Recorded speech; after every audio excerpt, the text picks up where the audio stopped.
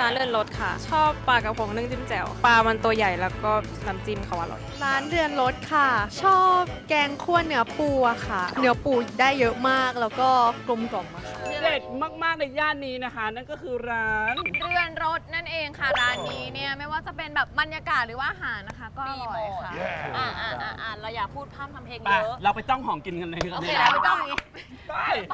เรือนรถอีกหนึ่งร้านบรรยากาศดีริมทะเลสาบในหมู่บ้านสัมมากร ย่านรามคำแหงเน้นเสิร์ฟอาหารไทยภาคกลาง และอาหารนานาชาติ ซึ่งทางร้านเลือกใช้แต่วัตถุดิบอย่างดี ผ่านการคัดสรรอย่างพิถีพิถัน เนื้อสัตว์ทุกชนิดต้องสดใหม่ ปรุงกันจานต่อจานเท่านั้น มีโซนที่เลือกนั่งได้ทั้งอินดอร์และเอาท์ดอร์ในบรรยากาศสุดร่มรื่น เต็มไปด้วยต้นไม้น้อยใหญ่ เหมือนนั่งทานในสวนหลังบ้านเลยค่ะ ที่นี่ เรือนรสมันคือเรือนที่มีรสชาติแบบรวมรสชาติอาหารอร่อยเอาไว้ อ๋อมาจาก ใช่ ที่ แต่ว่าที่เนี่ยมันมีทั้งแบบอาหารจีนอาหารไทยแล้วก็อาหารฝรั่งด้วย หรอ ใช่ แต่ว่าตอนนี้เนี่ยพวกเมนูท็อปดิชของเรานะคะ ทั้ง 3 อันดับก็อยู่ตรงหน้าแล้วนี่ มาเริ่มที่อันดับ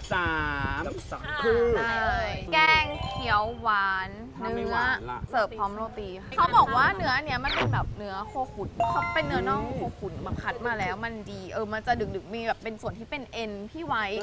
กินไม่ได้ ดีป่ะคะ แกงมันดีมากเลยอ่ะ แกงหวานมันเผ็ดดีอ่ะ ฉันชอบเว้ยว่าอร่อยเนาะ อร่อยมากคนที่ไม่กินคือพลาดมาก อร่อยมากแกงน้ำแกงหวานคือเผ็ดมาแล้วมันเข้มข้นมากดีมาก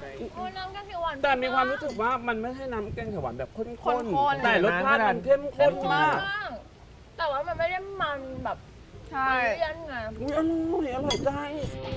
ไม่คือเหมือนแบบแกงเขียวหวานที่เรากินทั่วไปอ่ะมันจะชอบมีแบบความเป็นกะทิแล้วมันก็จะข้นแต่อันเนี่ยมันจะเหลวแล้วแบบเครื่องมันจะแบบถึงมากๆมันจะแบบแซ่บเข้าไปเลยอ่ะเผ็ดที่ปลายลิ้นหอมเครื่องเทศ แล้วนี่มีความรู้สึกว่าเครื่องแกงเขาอะนำกะทิมา อืม เนาะ โรตีเป็นไงคะนุ่มไหมกรอบนอก กรอบนุ่มเนาะกรอบนุ่ม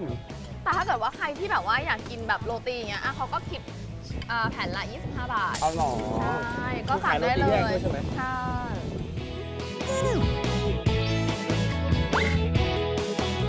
อันดับที่สอง อันดับที่ 2 คืออันไหนเอ่ย ปลากระพงนึ่งน้ำจิ้มแจ่วนี่ที่นี่เขาเลือกใช้ปลากระพงสด เพราะว่าเนื้อมันจะเด้งเวลานึ่งมันจะไม่ยุ่ย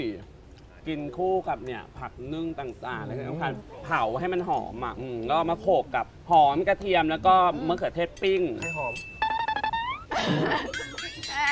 อยากโดนหอมเหรอ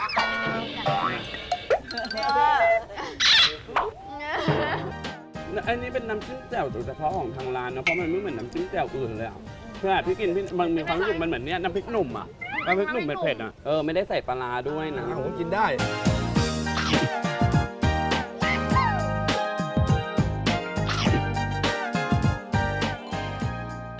มาถึงอันดับที่ 1 ของเราเลยนะฮะ แกงคั่วเนื้อปู เนื้อปูนี่คือเนื้อปู2 อ่อนนะฮะ นิ้วเท่านิ้วโป้งเนี่ยเนื้อปูก้อน ใหญ่เท่าจมูกพี่เจนี่อะไม่ใช่ แกงเนื้อเนี่ยไอ้แกงเนื้อปูเนี่ยพี่ เขาต้องกินกับหมี่ลวกกับหรือว่าข้าวสวย กลิ่นเครื่องเทศคือแบบขึ้นมาเลยอ่ะแล้วร้านนี้เหมือนแบบว่าเน้นแบบคนไทยกินด้วยเนาะ เหมือนรสชาติอ่ะจะแซ่บจะแบบรสชาติจะถึงเครื่องอ่ะ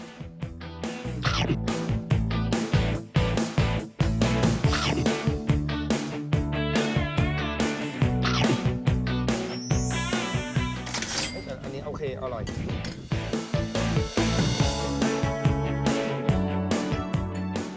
สำหรับคนที่อยากที่จะมานะฮะ ก็คือตรงนี้ตั้งอยู่ที่หมู่บ้านสัมมากร 24/2 นะครับ ใครที่อยากจะมาก็รับรองว่าร้านนี้คือดีจริงอ่ะ เด็ดจริง แนะนำนะคะให้มาเวลาประมาณ5 โมงครึ่งแล้วก็นั่งชิลๆไป ใช่ เพราะว่าตอนช่วง6 โมงถึง6 โมง 15นะคะเขาบอกว่าท้องฟ้าจะเป็นสีชมพูด้วยทางด้านโน้น ร้านนี้ก็เปิดทุกวันนะฮะ ตั้งแต่ 11 โมงถึง 5 ทุ่มนะครับ